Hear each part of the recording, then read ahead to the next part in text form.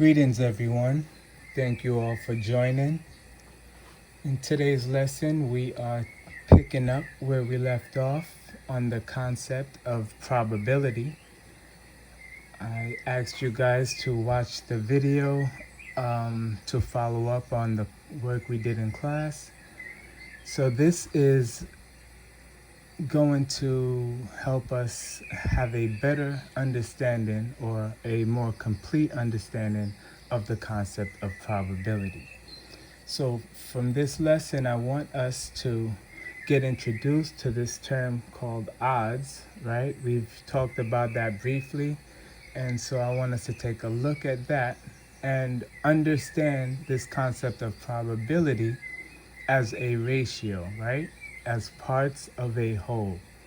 And we're going to show that by using this formula 1 minus the not probability of an event happening, right, is going to equal to the probability of an event happening. That's what we're going to see by understanding that probability is a ratio, right? It's talking about parts of a whole, okay? When we talk about probability of something, as we already know, we're talking about an event occurring, right? Something taking place, and we want to know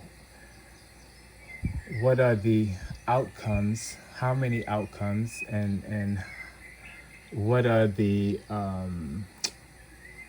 possible outcomes that could take place, right? The different possible outcomes that could take place. All right, so when we look at probability, we're looking at the number of favorable outcomes over the number of the total amount of outcomes that can take place. And again, this should all just be simple review. This, however, is adding on to what we know. If we say probability is the number of favorable outcomes over the number of total outcomes, then when we talk about the odds, right, what are the odds of that probability occurring, taking place? What are the odds? What are the number of favorable outcomes over the number of unfavorable outcomes? Okay, so for probability, we're talking about the total outcomes, and for odds, we're talking about the unfavorable outcomes as our denominator. That's the difference between our probability and our odds. And we're going to look at some examples and go through both. Okay, so now we're looking at some dice, right? And in our dice, we have 6 faces: 1, 2, 3, 4, 5, and 6. So the question is, what is the probability of rolling a 4? Right? P4 represents the probability of us rolling a 4. And we can see that there is 1 4 out of this set of 6 numbers, right? So the possibility of us rolling a 4 would be 1 out of, right, the favorable outcome, which is the 4, that's what we want, out of the number of total outcomes, and that would be 6. So our probability of rolling a 4 is 1/6, right? Up here. Probability is 1/6. Number of favorable outcomes over the number of total outcomes. The next question is asking us, what is the probability of not rolling a 4, right? Of not rolling a 4. So not P, right? Not P, which is the probability of not rolling a 4, right? I just wanted to be clear on what our P is representing. So the probability of not rolling a 4 would mean all the chances of getting a number that is not a 4, and that is 1, 2, 3, 5, and 6. So out of our 6 options, we have out of our 6 options, we have 5 opportunities to not get a 4, right? So the probability of not rolling a 4 would be 5, 6, right? And again, this is making us see that we are dealing with a fraction. We are dealing with less than one whole, right? Parts of a whole. And then we're going to check our formula, okay? What are the odds of rolling a 4? Likely, unlikely, or even, okay? And we'll get into that in a second. But let's check out the parts of our whole and our formula. So we're saying that 1 minus not p, and we said not p, not rolling a 4, would be 5, 6. So we would have 1 minus 5, 6 is equal to, and we said p, the probability of rolling a 4, was going to be 1, 6. Well, we know we would turn our whole number into parts of 6 to match our denominator, and 6, 6 would equal 1 whole. So we can say 6, 6 minus 5, 6 will leave us with 1, 6. Again, this is just helping us to prove and understand that when we're talking about probability, we're talking about a percentage, right? We're talking about a fractional amount, right? And that the highest amount that we can get to is 1, okay? All right, so here we are. We're talking about our number line, and on our number line, we are talking about from 0 to 1, right? In the middle, halfway through, that would be what we would call even when we're talking about probability, right? And odds. We would talk about even if you were in the middle. Right in the middle, you would be able to say your probability is going to be even, okay? At 0, we're saying that the probability of this event occurring, or you rolling a 4, is pretty much impossible, right? It's not going to happen. It's just not happening. And at 1, we're saying that it's for certain it's going to happen. It's guaranteed to happen 100%, right? Because again, when we're talking about fractions, we are also talking about percent, right? And we can write it as a fraction, we can write it as a decimal, and we can write it as a fraction, okay? 1/2 is even, 0.5 as a decimal, or 50%, right, as a percentage, okay? Whichever way you choose to write it would be perfectly okay. It's also relative to the question that may be asked of you, but other than that, whichever way you prefer to represent your numbers is totally fine, okay? Because they all represent the same thing. Okay, so when we talk about odds, we're talking about odds in favor or odds against your probability. So when we're talking about rolling that 4, what are the odds of me rolling that 4? Are they good odds or are they negative odds, right? And that's how you would place your bet. That's how you would choose to invest your time or money or energy into anything, right? Is by checking the odds, right? What are the possible favorable outcomes over the unfavorable outcomes, right? What are the chances of me getting what I want over the chances of me not getting what I want, right? That's what we're looking at when we're talking about odds. Sorry, a little bump and my camera goes moving. Okay, so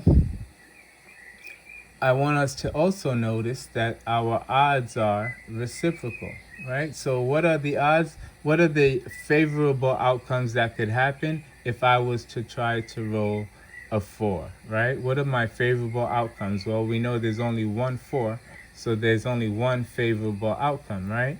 Out of how many unfavorable outcomes, how many not fours can I pick, right? 1, 2, 3, 4, 5. So my odds in favor of me getting a 4 is going to be 1/5, 1 out of 5, 1 out of 5 chances of me not getting it, right? There's one chance of me getting out of 5 chances of me not getting it. And so then my odds against me getting a 4 is going to be 5 to 1. Okay? Now, you would decide, you would make your decision based off of these odds. Okay? Now, I want to also pay attention that 1/6 as a probability would take us on our number line, would consider us even, so to speak, right? Because the probability of me rolling a 1 would be 1 out of 6. Probability of rolling 2 out of 6, 3 out of 6, 5 out of 6, and 6 out of 6 would be 1 out of 6, right? So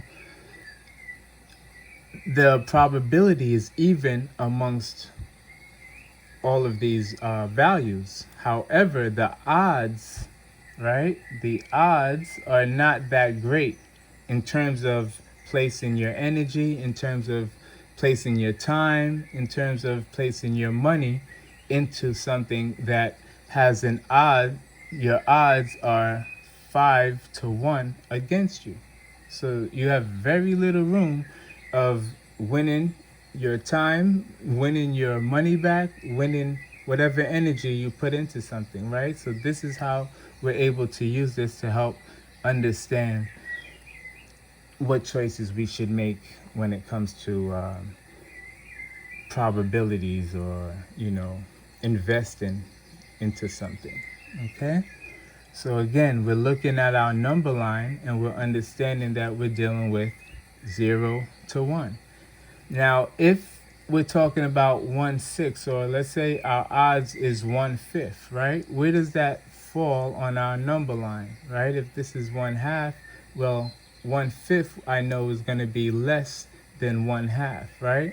So we're looking at the possibility or probability of this occurring. The odds are more than unlikely. They're unlikely. It's not impossible, but it's on the unlikely section, right? It's less than the even. It's less than half. So it's falling into the unlikely. Okay? And being that it's 1 out of 5, 1/5, it's closer to the 0 than it is closer to the even.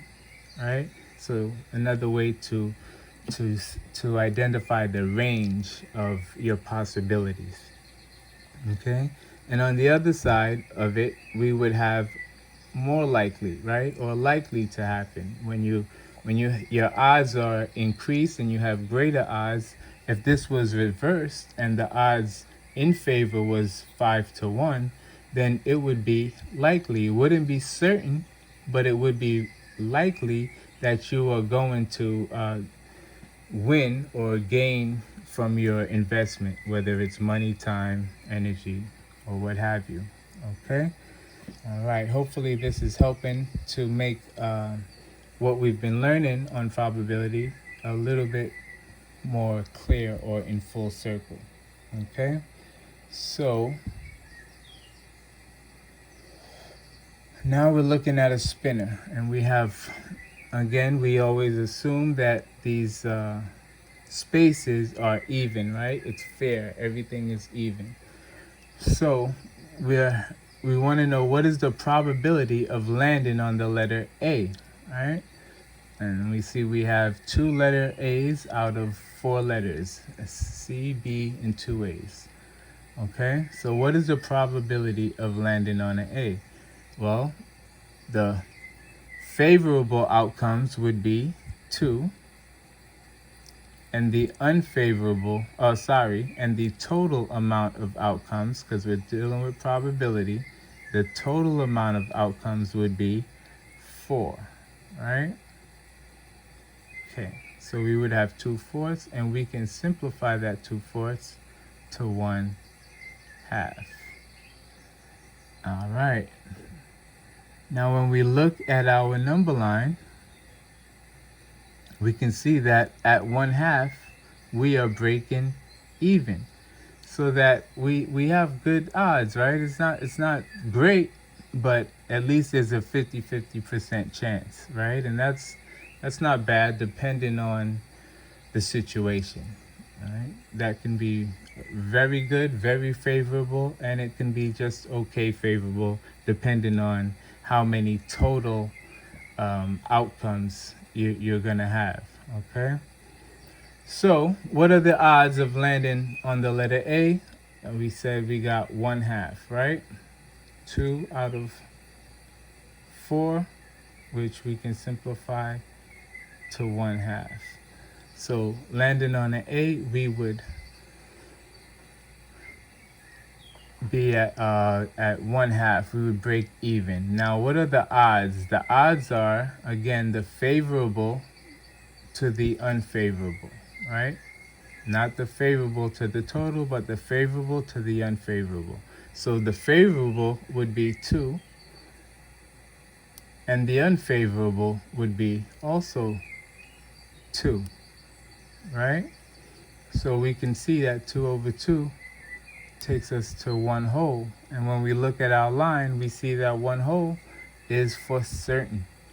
So the odds of us pulling an A is very high. It's almost 100. It is not almost. It's 100%, right?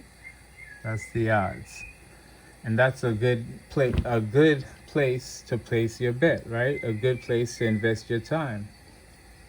All right. So, again, this lesson was just for us to get a fuller understanding of our probability, right? When we talk about percentage and a ratio and what that looks like on a number line, and how odds plays into our probability, right? How the odds helps us to make educated choices as to how to invest, right, into something. Okay. All right, guys. Thank you, and feel free to ask any questions in class.